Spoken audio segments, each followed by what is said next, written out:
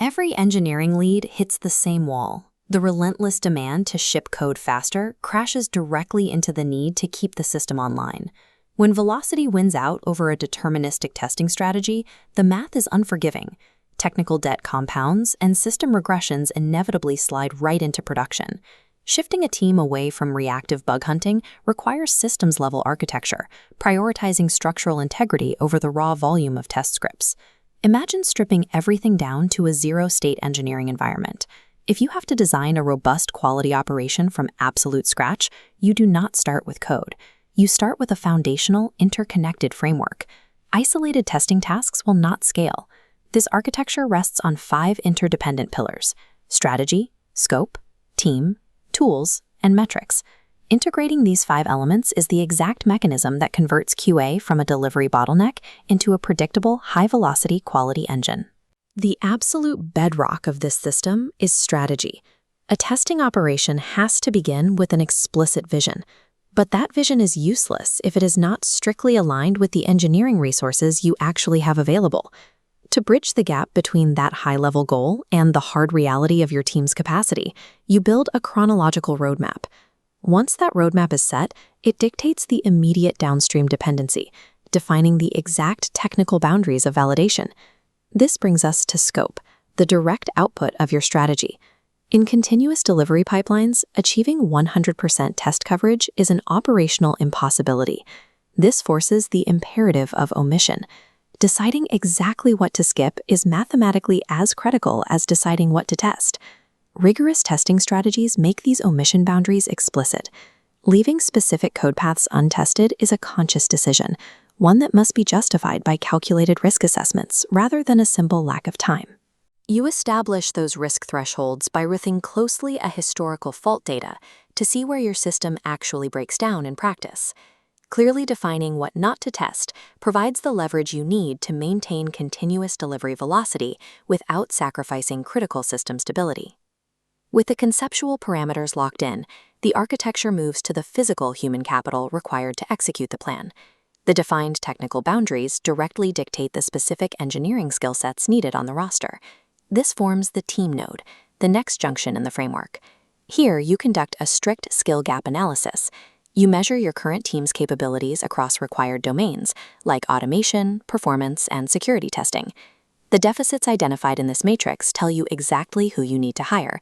It replaces guesswork with targeted technical competencies. For the engineers already on the team, these same deficits highlight where you must establish ongoing training protocols so their skills evolve alongside the testing strategy. An engineering team's output quality is strictly bounded by how accurately their human skill sets map to your defined testing scope. But human capital has hard limits. Even a highly skilled team requires mechanical, infrastructural leverage to scale their efforts. The human capabilities of the team node must route directly into the technical layer. This is a diagram showing the specific building blocks of your testing infrastructure. You need objective selection criteria to evaluate the CI/CD runners and testing frameworks in this stack. Selecting the right software is only half the battle. Driving internal adoption among developers is the operational challenge that determines if the tool actually works. Otherwise, you end up with tool shelfware, investing in expensive testing infrastructure that the team bypasses entirely. You also have to account for the compounding operational costs of ongoing tool maintenance. Tooling only functions as a force multiplier if it is actively adopted and seamlessly integrated into the team's daily deployment workflow.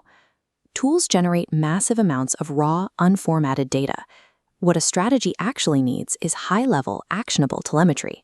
This leads to the terminal node that aggregates the outputs of the entire system, metrics. There's a critical difference between measuring sheer output, like tests run, and actual progress toward stability. This visualizes the operational data required to quantify quality: pass-fail ratios, coverage heat maps, and declining defect escape rates. These metrics provide active validation signals for the entire operation, replacing static dashboard reports with actionable intelligence.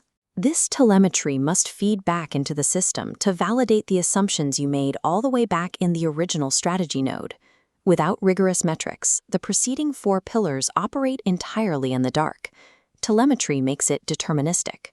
Pulling back to view the constructed architecture from a macro perspective, the flow of the model becomes clear. These 5 pillars operate as tightly coupled dependencies within a unified engineering system.